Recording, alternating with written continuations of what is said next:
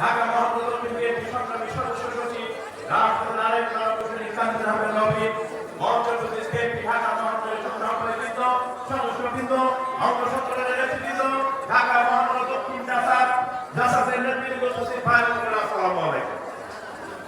আজকে শুরুতে আমি আমার জাসাস কেন্দ্রীয় কমিটির ঢাকা মহানগর দক্ষিণের পক্ষ থেকে আপনাদের শুভেচ্ছা অভিনন্দন জানাচ্ছি। বক্তব্য সংক্ষিপ্ত, আমরা এখান থেকে জানতে এসেছি আজকে বাংলা